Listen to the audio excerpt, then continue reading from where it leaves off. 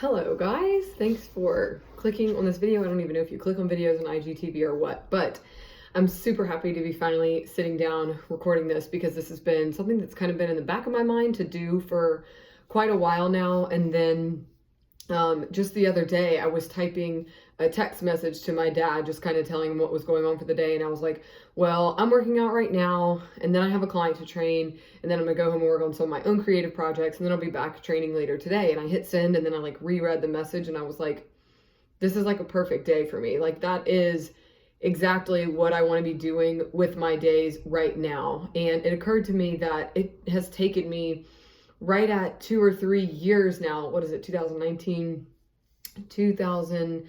It's taken me right at 2.5 years to get here, to get to the point where I'm having days that fulfill me, that make me happy, that don't make me question where I am and what I'm doing all the time. And so after I sent that message, and in conjunction with all the other thoughts that I had been having for a while now, I was like, it's time to sit down and like tell my story, and just for me personally to reflect, but also to share with you guys how I got here, because some of you guys are new, some of you guys only know me via Instagram, some of you like are my friends in real life, but I don't know that everybody as a collective following along here knows how this happened and what this is and why this is like, you know, something that makes me happy and something that I do now.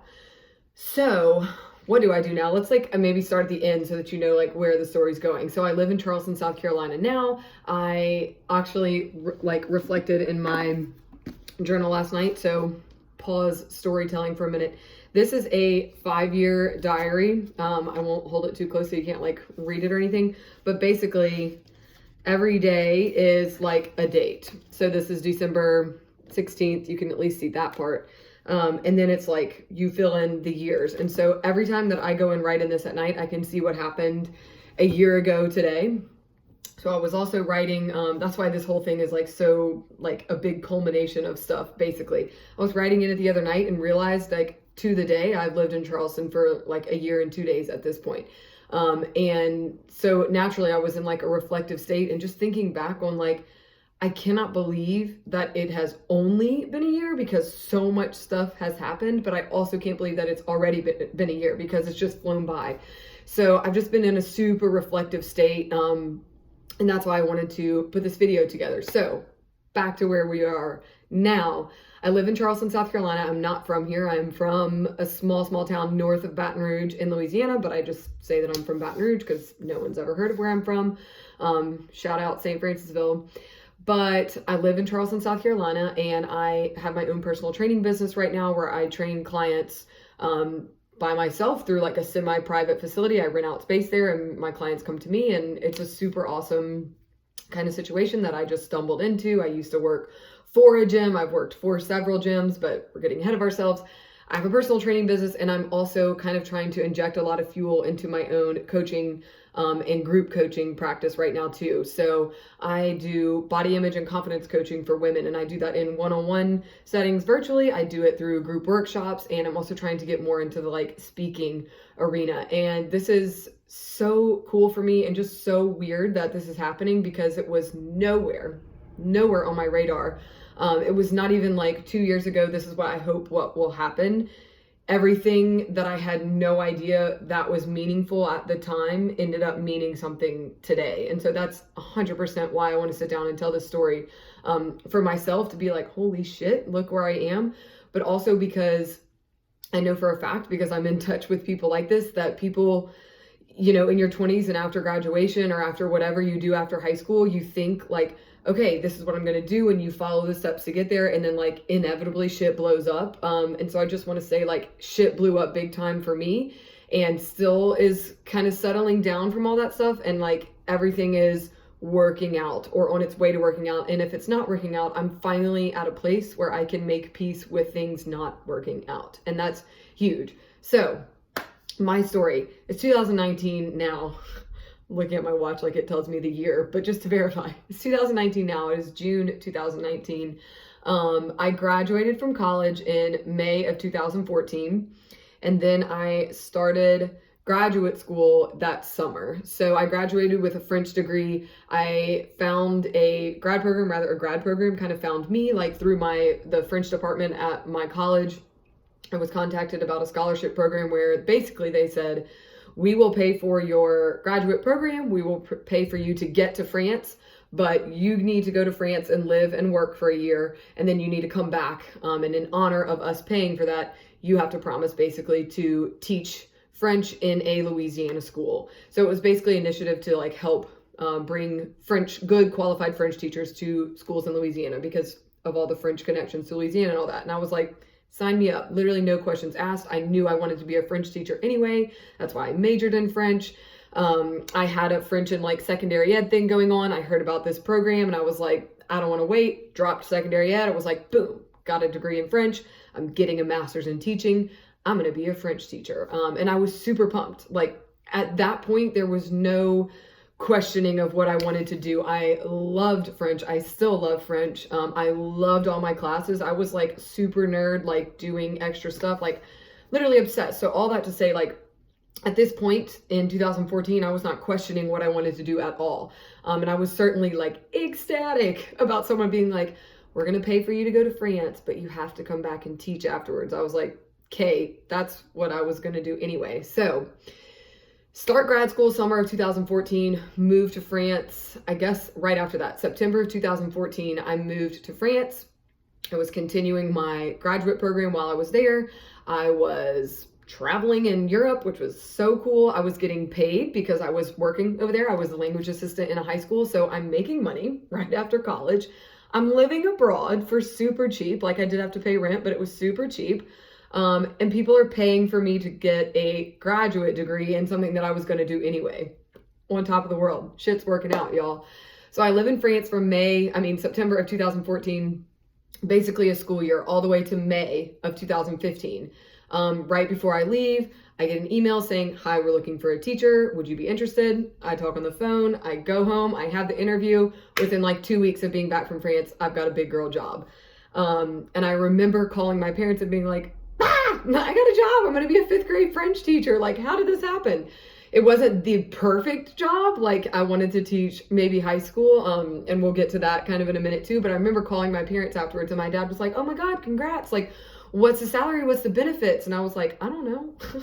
Like I didn't even ask those kinds of things. So that's how excited I was. It didn't really matter. Of course, I was also nervous, but super excited. So I get home in May. Finish up some summer school stuff. Wasn't finished. So go continue summer school stuff. And I start teaching in August of 2015.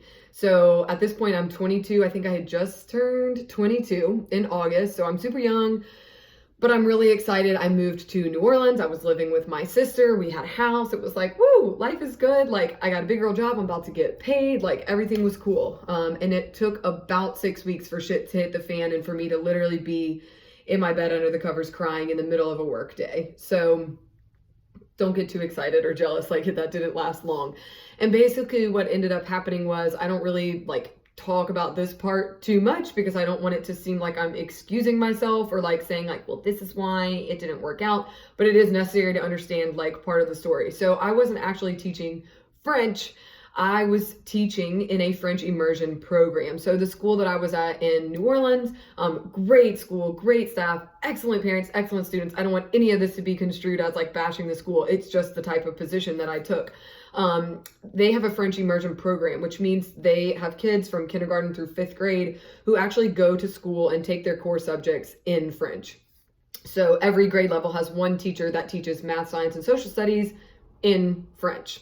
Like all the same stuff that you would learn in English or that you did learn in English, but in a foreign language, right? That was me for 5th grade. So I'm teaching math, science, social studies in French. I'm also teaching English language arts in English, of course. At the end of the day, I'm teaching French as a foreign language to the kids not in the French immersion program. So I'm teaching 5 subjects, which if you have no knowledge of education, teaching, that whole thing, like that's a lot. If you do have knowledge of education, then like, bless me, right? That was just a huge load, especially for like first year doing stuff. There was no textbooks for what I was doing. I was translating a lot of stuff. So yeah, obviously I speak French, but there's a difference in speaking French and being able to teach the American Revolution in French. Like, I don't even know if I could teach that in English. In fact, I know I can't. So that year was super rough because of that. And then on top of it, I also was realizing like, I don't want to do this. And so naturally, I am going through this huge identity crisis. I'm really mad at myself. I'm really upset about the choices that I've made. I'm thinking like I've totally effed up. Like I just put a lot of time, money, and like years into studying this to be this. Like I got a whole undergraduate degree in this. I just moved to France to prepare myself for this job. And now I'm like, I don't know if I want to do it. So then I'm like, am I being a spoiled millennial brat? Like, is this how work is supposed to feel? I'm going through all of those things, like totally a topic for another video about like my thoughts on being 20 something and your first job and everything. But in a nutshell, that year was super, super rough. And like I said, like ended up multiple times crying on the way to work, crying in the middle of work. It just was really hard. I was going through a lot. And again, I'm 22 years old at this time. So in April of 2016, at the end of that school year, my first and only year teaching, I, in the same month, finished my graduate degree. So graduated, got a master's in the art of teaching, and also submitted my paperwork to not return for the next year, which is like really crazy to think about. That all happened at the same time. So I quit teaching after a year, and I spent the next summer like just processing that and processing the fact that in my head, that was what I was going to do. And I just blew it up.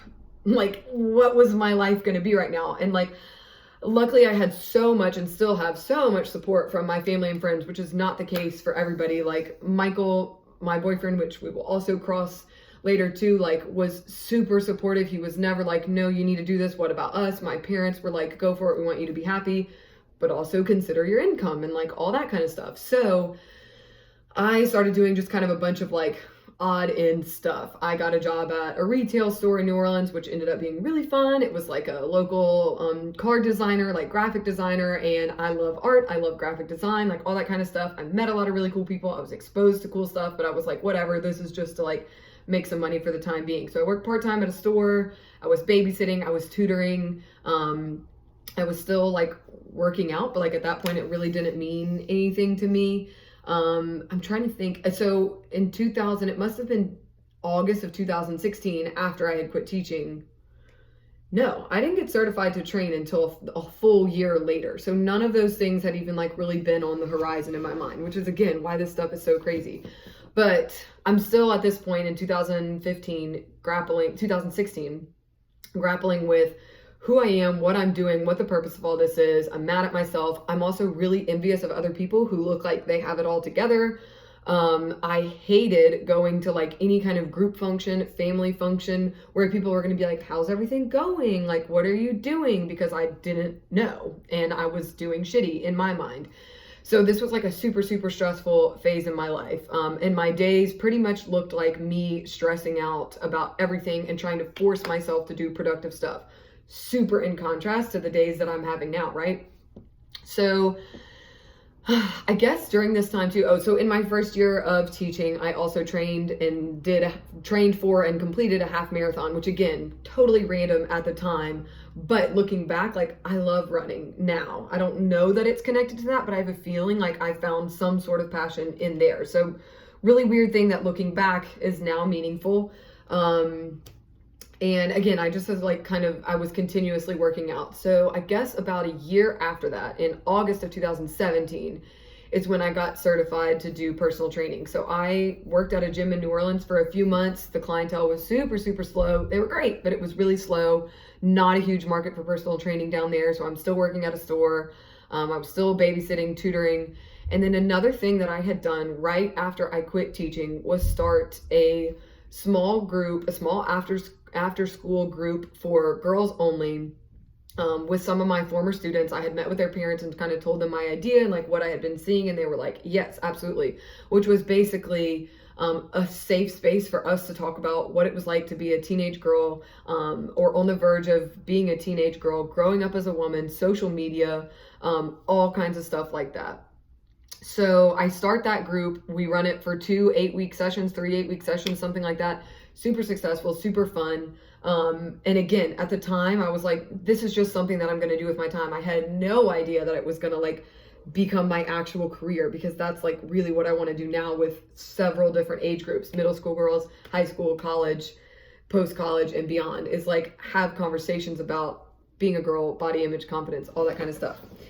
So anyway, that was another thing I had done right after I quit teaching, was start that group. So in the mix of the like year and a half after teaching, I got certified to train. I started those groups. I'm working at stores. I'm really just trying to piece things together at this point. Michael and I, my current boyfriend, are still dating this whole time. We have been now dating for like 11 years. Like, I think we both stopped counting kind of. We started dating in high school. So it's been a really, really long time that we've been together also. And so I only bring that up because in the middle of all my struggles and all my like, you know, trying to piece shit together, Michael gets a job in Charleston. And of course, I have no hesitation against like sending him off. I'm like, that's so cool. I lived here for a year. Side note, I did a year at CFC previously. So I kind of knew Charleston. I was super excited and I was like, go, like, that's awesome. Live your dreams, boy. Like, bye. But also obviously super sad. So Michael leaves. We're long distance for a year. Add that shit onto the pile of other shit. Like, it was just a really kind of seemed like what is happening. Everything was like spiraling this way. It was really, really hard back then. So then the next year comes, my sister is about to leave. Our whole, like, my housing situation's about to go. So now I'm in New Orleans with no boyfriend. My sister's leaving. I have a few friends left from teaching, but they're still teachers. I have no like job. And I don't really know what I want to do. So I'm just like, what is happening?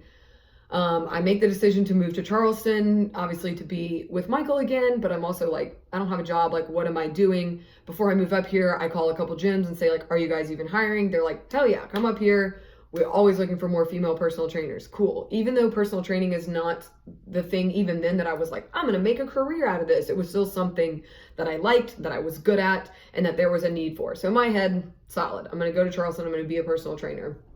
So I moved to Charleston in June of 2018. I don't know if my timeline is getting wonky for you, but June of 2018, last summer, I moved to Charleston. I go and interview at the gym that I talked to before I got up here. I'm like, yeah, like I'm going to get a job. And they tell me no. So then I move up here and I'm like, this is so hard. And this is the first time Michael and I have ever lived together. It's the first time we've been in the same city since probably high school. Also, we lived in separate cities when we were both like adulting and working and everything. So that's really hard. We're navigating that. I'm figuring out how to be in a new city, like make friends. It's super choppy for the first few months and I still don't have a job.